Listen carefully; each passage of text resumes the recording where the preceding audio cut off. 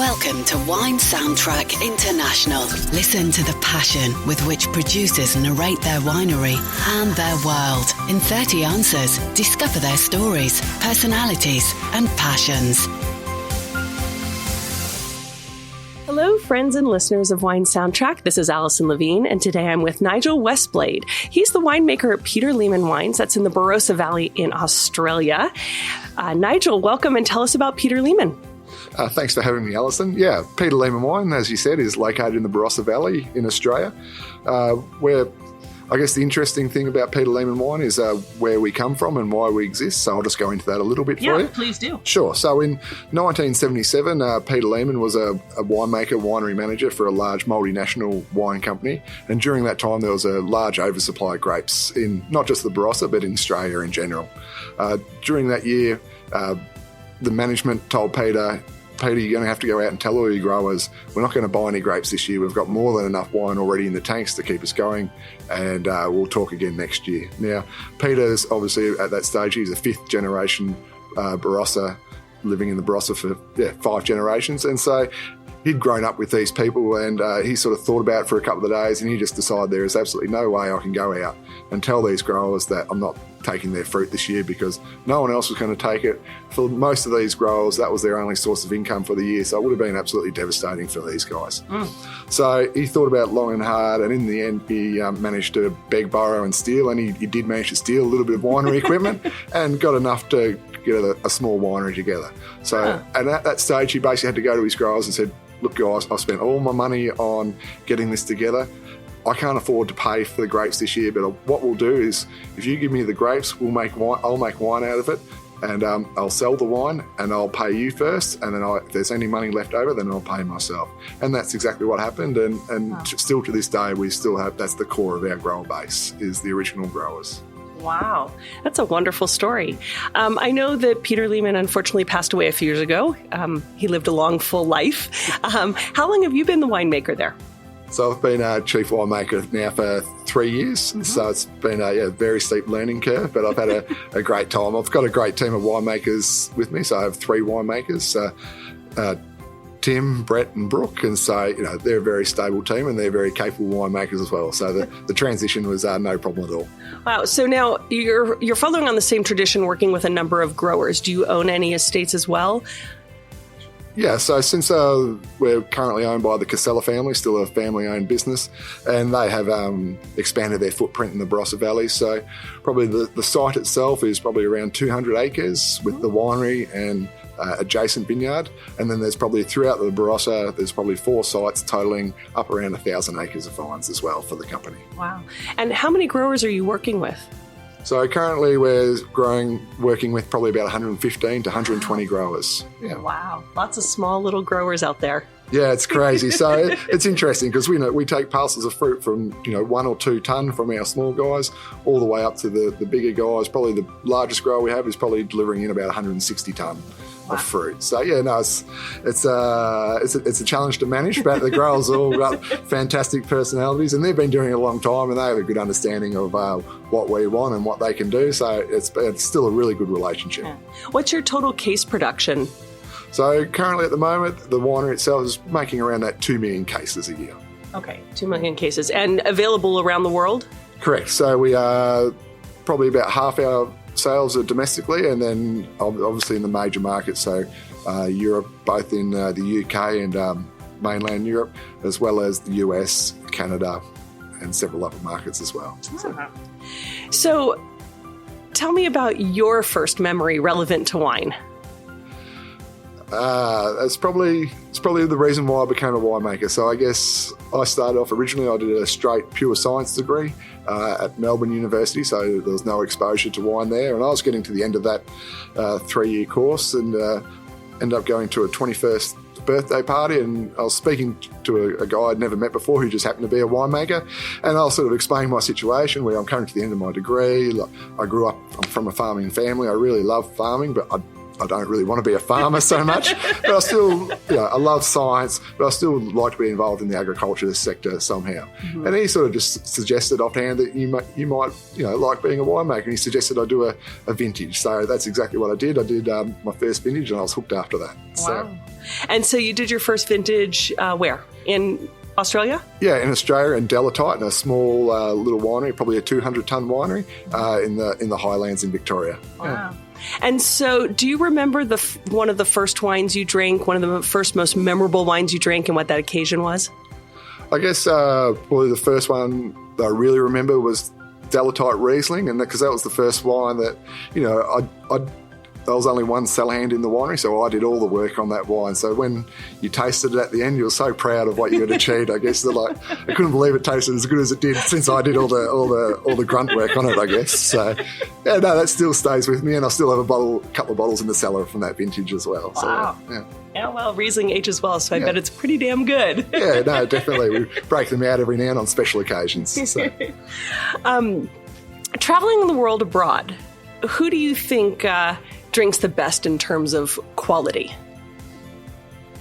That's a good question. I think probably from the markets I've been at, who have the best access to quality wine, probably the Canadians. And I guess because they're not such a strong, I know they do make a reasonable amount of wine, but the markets are quite open there. So you go into wine shops and restaurants, they just have amazing wine lists, and they're quite open, especially say in places like BC, and trying new wine from different regions. So, and their stalls reflect that. So they have an amazing range of wines to taste. You could buy wine out of some of those shops for years and just always find something new. So. Wow.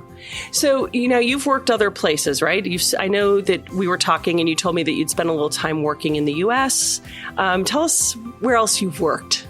Okay, so probably one of the more interesting places I worked is I spent 4 years in China. So working for a Chinese company, Shandong Weilong Grape Company. So they were kind of interesting. They had wineries on the coast, right in the middle of the country, so right on the edge of the Gobi Desert, and then in the far west in Xinjiang, where we could actually go on top of the tank farms and you could look into the Kazakhstan. You could see the border crossing point. So basically from coast to coast in China, and that was just an amazing experience. So yeah, China isn't really a place. I know that, we're starting to hear a little bit more about it, but you were there towards the beginning of the Chinese wine industry. Yeah, so we did a lot of startups. So in the time there, we built several wineries. One of them was a 120,000-ton winery, which is, that's large by world standards. And amazingly, they managed to throw that from basically a bare paddock to an operational winery in less than 6 months. It's quite amazing. Yeah. Oh, wow. So you've made wine in China. You've had some Chinese wine. If we were to come to your home and go into your cellar, I'm not asking how large it is, but what would we find in your cellar? Would we find some Chinese wine? No. Look, the Chinese are doing a really good job and they're learning really fast. But at this stage, no, I don't have any Chinese wine that I'm putting down. Probably what you're finding with me, as I said, Riesling was the first sort of wine. Delatite was known for their Riesling. So since the beginning, I've always had a bit of a passion for Riesling. So still I have quite a few aged Rieslings. And I guess I'm a little bit back to front where I really like my whites aged and I prefer to drink my reds probably a little bit younger than most people. So that 3 to 5 years, and probably I like to see some of those really nice Semillons and Rieslings, 10 years plus. I think they're really amazing wines. And mostly Australian wines that we'd find in your cellar? Yeah, mostly Australian wines, of course. So I'm on a winemaker's salary, so we can't afford too much. So do you think there's a such thing as a perfect variety? No, definitely not. I think I haven't found it yet anyway. So Shiraz for me in the Barossa is probably about as close as match where the variety and the place and the location, and is about as perfect as you can get for me. But there's always challenges, and I guess what may be perfect one year will be a real nightmare for you the next year. So I guess there's always, making wine is always in a state of flux. You've always got a lot of balls in the air, and unfortunately it's never just perfect, but that's what makes it so fun, So you're always trying, there's always different challenges, and there's always something new to learn. So yeah. Well, and we're always trying to learn, so obviously we look at different sources for that information. What is your opinion on wine critics and scores? Yeah, look, I think a lot about wine critics and scores and the show system in general. And, I have some reservations about the show system, but then, you think about it, I don't have a better system to come up with, so I think it's the best one we have. And I am involved to do a bit of wine show judging, and I can honestly say everyone doing it is really trying their best to get the best result. It's not an exact science, and we do get it wrong sometimes. And I think that's why sometimes I encourage people to find wine writers or wine critics, taste some of their wines and see if what you're tasting aligns with that critic, and then follow the critic. So sometimes you're better off following a wine writer or a wine critic that you seem to have a similar taste to, rather than just going off a plain score or gold medals or trophies or something along that line. So find someone that you really like the wine, you like the wine that they like, and you can't go wrong. So let me ask you, as a wine consumer, red, white, or rosé? Look, I'm in the Barossa. I have to say red, and I have to say Shiraz. I just love it. It's beautiful tannin structure, beautiful fruit weight. You can't go wrong. And special occasions or a Tuesday night, just having a bit of pasta after a long day. It's perfect for every occasion. So if I were to say still or sparkling? We do make sparkling Shiraz, so that's if you really need sparkling, we have a sparkling Shiraz we can give you. So and that's probably a idiosyncratic style, probably particular to Australia, and particularly to the Barossa. Basically, we probably sell 90% of that during the Christmas period. It's really a festive wine, our sparkling Shiraz. So very uncommon, but if you do see it out in the bottle shops, definitely give it a go, because it is quite a unique style, and it's something interesting to taste.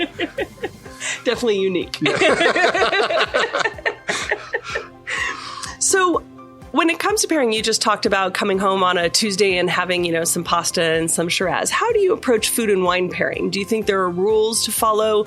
Do you believe in the kind of red meat, red wine, fish, and white wine? Or how do you approach it when you're either at home or going out? Yeah, I guess very, very loosely follow the white meat, white wine, red meat, red wine, but quite happy to break that rule as well. So generally, it just depends. I usually pick the wine for the mood I'm in, and then also you pick the food for the mood you're in. So if you feel like having a Shiraz and scallops, and that's okay as well. So look, I think it's more about enjoying the food, enjoying the wine, and enjoying the company you're with. Don't get too hung up on the rules that you must have white wine with scallops and things like that. It's supposed to be fun. It's supposed to be enjoyable. So if you've only got a bottle of Shiraz in the cupboard, that's okay. You can have that with a white pasta. That's fine. Yeah. So for someone who hasn't had the opportunity to taste your wines yet, what do you think they're missing out on?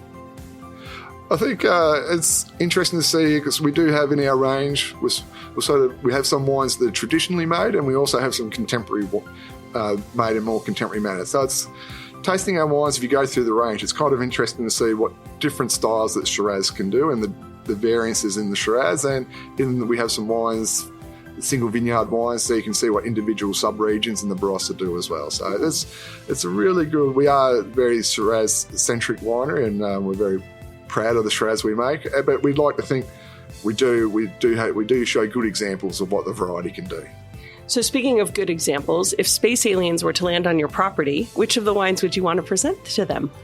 I'd probably I'd have to give them Barossa and the Barossa Shiraz. So that sort of sits right in the middle of our portfolio. But that's the winemakers. That's our newest release, and the winemakers worked really hard on that one. And I guess the work we did on that was really trying to get that really soft, round mouthfeel. So I guess one of the difference there, it's a good introduction to wine. It's still got a little bit of tannin structure there, but it's really nice, soft and round. And I think it'd just be a good introduction to wines for the aliens to get their head around. So we'd have a good time, I think, after a couple of bottles. Yeah. You were speaking a little bit earlier about how when we were talking about a perfect variety, how, generally you think that Shiraz is well suited to Australia and where you're growing it. But of course, there's variation from year to year. So thinking about vintage variation, in the Barossa Valley, do you see that there's more things that repeat themselves year after year, or do you see really big differences from vintage to vintage? I guess in the 3 years I've been there, it has quite big difference variation, and that comes down to rainfall. But I guess the advantage for us is, as I said, we have those 100 growers, and they're in there's 9 sub-regions within Barossa Valley, and we have growers within those 9 sub-regions. So you generally find, it doesn't matter what vintage conditions you get, you'll get 1 or 2 or 3 sub-regions really shine and out, and you can still make some really good, nice wine out of them. So, yeah. So you have a team. Do you guys have any good luck rituals for when you're starting harvest? No, we usually we start off with a bottle of scotch for good luck. Yeah. So that's it. That's a tradition. And then when the last grapes go, we're keen, we're all excited. It's we can't wait for the vintage. And then usually by the time the last truckload comes around, which is probably 8 weeks later, we pull out the bottle of scotch again because we're quite happy to see the last truck go through. And our families are all missing us and our children miss us. So it's nice to go home and, just spend a bit of time with the family. But, there's always a start with the scotch and finish with a scotch. So, definitely. We do have we're not supposed to have beer at work, but we do also have we have a sneaky little fridge that's in a hidden cupboard there. So I'll probably get in trouble for telling this story. But, we've got a little stash of beer that, on a Thursday or a Friday, it's a tough job. It's a long week. So we're not immune from cracking out and having a cold beer as well. So. Well, they do say that it takes a lot of beer to make good wine. Never a truer word's been said. So, that's definitely the case. Yeah. Do you look for any signs or omens to help you predict what a harvest is going to give you? For us, I guess we're kind of lucky where the Barossa generally very dry during the end of harvest, but I guess we're looking really at the spring, making sure we're going into spring with full soil profiles of moisture. And that really sets us up for a good vintage. So we know going, say, 2020, it's a little bit wetter than 2019. 19 was a very dry year for us. So, we struggle a lot with grapes getting overripe, but so you already know that's going to happen. So you pre-prepare, and you're getting the winemakers. We're getting out there earlier than what we normally would to make sure we get the jump, and we're still bringing that fruit in exactly the best time. So weather obviously is a big dictator as to what you're going to have. That's a bit of a boring one, but it does the job. It works well for us so far. So Do you ever walk through the cellars and have a little chat with your wine as it's in barrel, or do you talk to the grapes when they're on the vines, telling what you expect of them when they're going to be in barrel? I have been known to walk through the cellar and talk to myself and talk to the tanks. So, and sometimes I'm venting a little bit of frustration at the wines when they're not doing exactly what I want them to do. And other times it's a lot more positive. But I have been known definitely to walk around the cellar talking to myself. So, talking to the wine, not to yourself. And the wine, definitely. So you said that you were first introduced to wine, kind of at a 21st birthday, and it was it wasn't something that you had really ever thought of. So when you were little, what did you want to be when you grew up? Well, I never really knew. I guess I grew up on a farm. I love farming and I love the lifestyle. So I guess it was always, and we still run a family property. So if ever the winemaking gig didn't work out, I'd probably, hopefully I'd be welcomed back on the family farm. So, And when you're not working, how do you spend your free time? I've got 3 young kids, so spare time's not something really I have a lot of, but I'm a very forgiving partner, so I like to go out and go fishing every now and again by myself on a kayak. And when I say fishing, sometimes I'm just paddling out into the middle of the lake and just sitting there and just having a little bit of quiet time. And a beer. So, it's just a nice, relaxing part, thing to do. So. Any other sports you like to do? I used to play Australian football in my younger years, but that's probably aged me about 15 years, I think. So I retired young, and I'm still feeling the effects of playing a contact sport all through my childhood, And do you have a team that you're a fan of? Of course, the Hawthorn Hawks. So we've had a pretty good run of late, but unfortunately not this year wasn't the year for us. So, well, I'm sorry to hear that. Well, hopefully next year they'll have a better year. And if and when they were to win the next championship, which of your wines would you want to present to them? We have a new wine which is just about to be released. So Masterson Shiraz. So that's a new project for the wine. So that's a really special wine for us. That's the best single vineyard parcel of the year, and that's generally a really special wine. And we put it down, and we store that wine in new foudres, so they're 2,500 litre barrels. We'll store it for 36 months before we package it. So that's just a really beautiful wine, and we're really excited about it. So we need the Hawthorn Hawks to win. We do. Definitely. We only made 1,000 bottles, so I might get in trouble if I give out 25 bottles. But we'll definitely, if they win, I'll definitely send them 25 bottles, I think. You have 3 small kids, so obviously you said you don't have a lot of free time. I'm not sure you get a lot of romantic time either. But if you were to have a romantic evening, what wines would you pull out for a romantic evening? That's a good question. Probably would pull out we've got some really nice old Stonewell Shiraz sitting in the cellar, so some 93s, 94s, and these wines, they're getting a little long in age now, but they're still got a beautiful freshness to them and a beautiful tannin line, and nice gentle acidity. So, definitely when Michelle and I go out for a dinner, which we get to do probably once or twice a year, we definitely just makes it that much more special. So I have to really bring out the big guns and bring out some nice wine. So if you think back to all the advice you've received in life, what would you say is one of the best pieces of advice you received, and who gave it to you? I guess probably my current boss, Alan Kennett. He's always said to me when things are going tough, and a 22 million case winery is moving into the larger size, just do the simple things well and you can't go wrong. So, and that advice has held me in pretty good stead for most of my career. Yeah, just do the simple things really well, and the big things will take care of themselves. So, yeah. And if you could offer some advice to our listeners, what advice would you like to share? Probably just sometimes I think we take wine a bit too seriously. It's supposed to enjoy the wine, enjoy it with good people that you enjoy being around, I think is the main thing. Don't get too hung up on the rules of what wine's supposed to be. If you enjoy the wine, it's a great wine. So it's wine. It's supposed to be fun. Enjoy it. Don't take it too seriously. Absolutely. So looking back at your career so far, what would you say is one of your proudest achievements to date?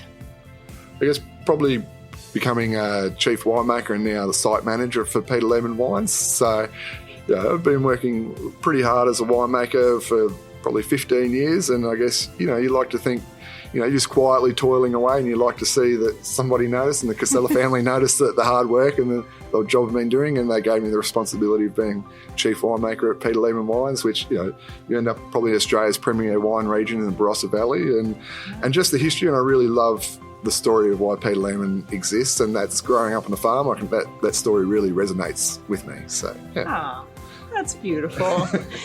Wow. And what comes next? What do you have to aspire to?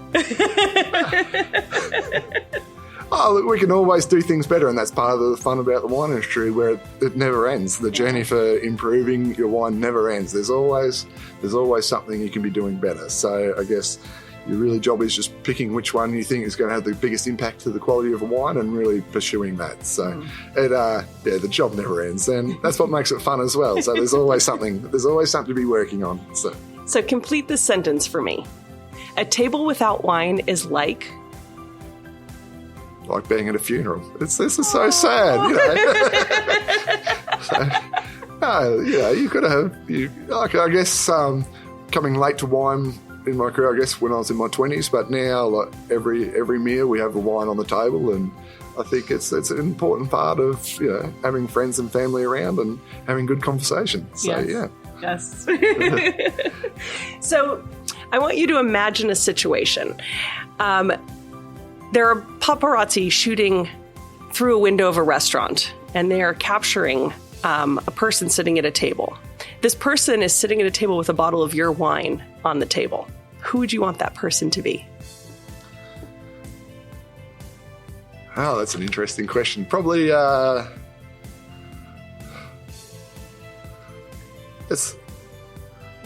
let's go someone like Jason Statham, because he's just an interesting character, and he's someone I can see who would enjoy our wine, and definitely I can see that could actually happen. I think, definitely. And then he'll run out in an action scene of some sort. Of course. And then, all the glass will shatter and a car will come through. And of course, So, climate change is obviously an issue that everyone's grappling with. How much are you seeing happening in Australia right now? And where do you think we'll be in 500 years' time? Yeah, I guess, everyone spends a little bit of time thinking about climate change and how that affects them. And I think probably so much from a winery side of point of view, I think we can change our practices, and we can manage the 1 or 2 degree temperature average increase. I guess what really concerns me is what I'm seeing is the increase in variability and the increase in extreme events happening, which a lot more difficult to to manage. So, things like late season hailstorms or frosts or extreme bouts of hot weather right at inopportune times. So that's what keeps me up at night. And in Australia at the moment, we're sort of bud burst has just sort of happened. So we're all anxiously looking at the weather this time of year for frosts and those sort of things that can really break or make our seasons, I guess. Right. But yeah, probably the increase in extreme weather events is what really concerns me. Like, obviously, the increase in average temperature, you don't like to see that, and we should be trying really hard to avoid that. But strictly speaking, from a winemaking point of view, it'd be the increase in extreme events is what really worries me. Right. Yeah. You think we'll still be drinking wine in 500 years? I think we'll need to be drinking wine in 500 years. No, look, hopefully we've got the situation well underhand by then. I think we're going in the right direction, and I think, don't underestimate people. People get a bit negative about, the human population, but, we're a pretty resourceful bunch, and I think we'll get there and we'll fix it. I don't have a doubt about that. So Good. Well, if unfortunately, we're not there and you have to go to a deserted island, you're sent to a deserted island, which 3 wines would you take with you? I'd have to take some Delatite Riesling from my first job. Andrew Wigan, the previous chief winemaker, had a passion for Riesling, and so we have one of our Rieslings is named the Wigan in honour of him. So I'd like, and it's interesting, I'm getting to taste a lot of those recently, and some really nice ones from 2002, 2003. So and then to finish off, it would be definitely the Barossa Shiraz. I think just a nice, solid red. To think about what's just happened, how to end up on this island, and how am I going to get off it, So now we play a little game on Wine Soundtrack where I want you to pair the wines that you would take to your deserted island with music, either what you'd want to listen to while you're drinking or what they make you think of. So starting with the Riesling. Let's go Run DMC. Yeah. With Riesling. Yes, Riesling. I like that. Well, it's clean and pure, and it's it's fun. So I like definitely. Okay. And what about the Barossa Shiraz? Your the one that you would give to the space aliens. Your nice middle of the road, good tannins but smooth Shiraz. So that's something. Let's go something like Nora Jones, where you can just sit back and just in case the aliens get a bit antsy when they turn up, we can all sit down, have a glass of Shiraz, listen to a bit of Nora, and then everyone's going to be relaxed and peaceful, and we have some good conversation after that. So. And your new Shiraz, your single vineyard, best of the year Shiraz. Let's go something a little bit different, something like, say, Mark Ronson, some Mark Ronson music, any of his hits, because it's quite individual. I really like it. I think we've gone out, he's done his own thing, and I think we've done that a little bit with Masterson as well. So. Wow. There you go. That was easy. Yeah, it was. That was as easy as I thought it was going to be, yeah. So one more question. You have worked in California, and you've worked in Australia, and you've worked in China. What winemaking region of the world would you love to explore as a visitor, or, whether you want to work there or just travel? What's the top of your bucket list? So I guess recently we've been dabbling with a little bit of vintage port at Peter Lehmann. So I think I'd love to go to Portugal just because it's so different in the winemaking.